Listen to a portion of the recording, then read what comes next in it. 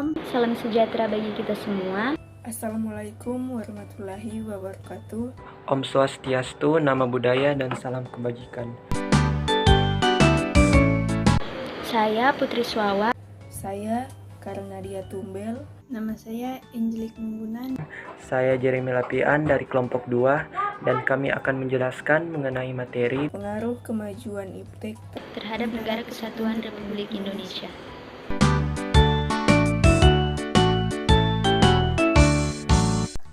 Globalisasi adalah satu proses atau gejala menyebarnya nilai kebudayaan dari satu tempat ke tempat lain.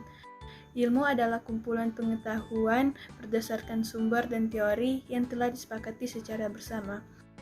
Pengetahuan adalah informasi akan suatu kejadian yang belum teruji kebenarannya. Teknologi adalah ilmu atau pengetahuan yang dilakukan secara praktis untuk memecahkan masalah atau menciptakan alat yang baru. Iptek artinya ilmu pengetahuan dan teknologi. Iptek merupakan ilmu yang mempelajari tentang perkembangan teknologi berdasarkan ilmu pengetahuan. Kemajuan iptek memberi pengaruh bagi kehidupan bangsa Indonesia. Pengaruh tersebut dapat berupa hal positif maupun negatif.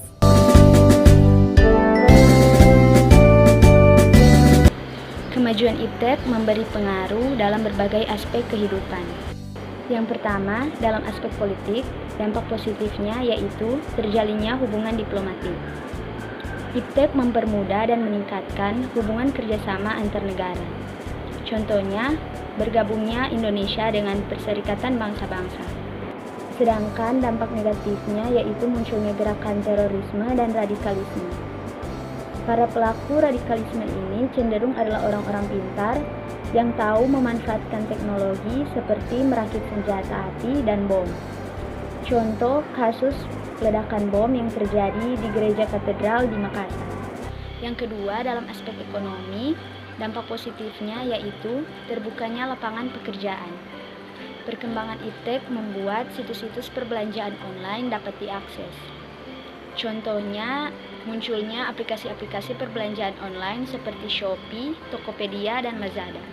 Dampak negatifnya yaitu munculnya kejahatan baru yaitu cybercrime. Hal ini terjadi karena makin banyaknya masyarakat yang bertransaksi secara online. Contohnya adalah kasus pembobolan kartu kredit dan elektronik banking. Yang ketiga, dalam aspek sosial budaya, dampak positifnya yaitu mudahnya memperoleh informasi.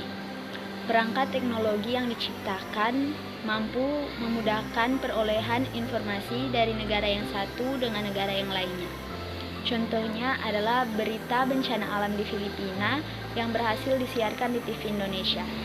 Sedangkan dampak negatifnya yaitu terjadinya perubahan kebudayaan. Perubahan gaya hidup dan tata nilai masyarakat merupakan salah satu dampak negatif dari adanya kemajuan iptek. Salah satu contohnya adalah gaya berpakaian yang kebarat-baratan. Yang keempat, dalam aspek hukum, pertahanan, dan keamanan. Dampak positifnya yaitu mempermudah para penegak hukum.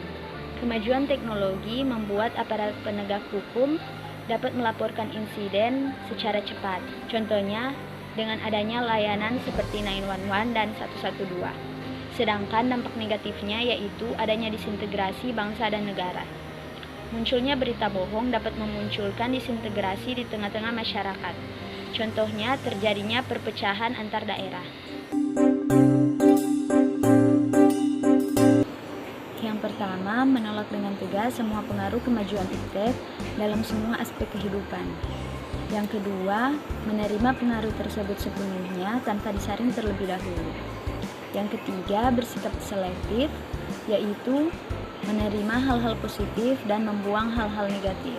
Dalam kaitannya dengan Pancasila, terutama pada sila pertama, telah memberikan penjelasan bahwa ilmu pengetahuan yang ada di dunia berasal dari Tuhan. Sementara itu, Undang-Undang Dasar Negara Republik Indonesia tahun 1945 mengamanatkan bahwa tujuan nasional antara lain memajukan kesejahteraan umum dan mencerdaskan kehidupan bangsa. Artinya, pengembangan dan pemanfaatan iptek di Indonesia tidak bebas nilai. tetapi harus mempertimbangkan nilai-nilai sosial kemasyarakatan dan agama yang ada di Indonesia. Pasal 27 ayat 1. Setiap orang dengan sengaja dan tanpa hak mendistribusikan dan atau mentransmisikan dan atau membuat dapat diaksesnya informasi elektronik dan atau dokumen elektronik yang memiliki muatan yang melanggar kesusilaan. Ayat 2. Setiap orang dengan sengaja dan tanpa hak mendistribusikan dan atau mentransmisikan dan atau membuat dapat diaksesnya informasi elektronik yang memiliki muatan perjudian. Ayat 3. Setiap orang dengan sengaja dan tanpa hak mendistribusikan dan atau mentransmisikan dan atau membuat dapat diaksesnya informasi elektronik dan atau dokumen elektronik yang memiliki muatan penghinaan dan atau pencemaran nama baik. Ayat 4. Setiap orang dengan sengaja dan tanpa hak mendistribusikan dan atau mentransmisikan dan atau membuat dapat diaksesnya informasi elektronik yang memiliki muatan pemerasan dan atau pengancaman. Pasal 28 ayat 1. Setiap orang dengan sengaja dan tanpa hak menyebarkan berita bohong dan menyesatkan yang mengakibatkan kerugian konsumen dalam transaksi elektronik. Ayat 2. Setiap orang dengan sengaja dan tanpa hak menyebarkan informasi yang ditujukan untuk menimbulkan rasa kebencian atau permusuhan individu dan atau kelompok masyarakat tertentu berdasarkan suku, agama, ras, dan antar golongan.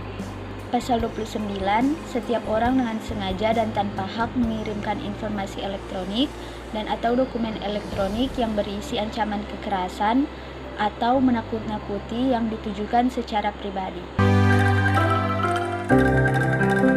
Berdasarkan jawaban di atas, dapat diambil kesimpulan yaitu globalisasi dan iptek adalah hal yang akan dapat dialami oleh setiap negara.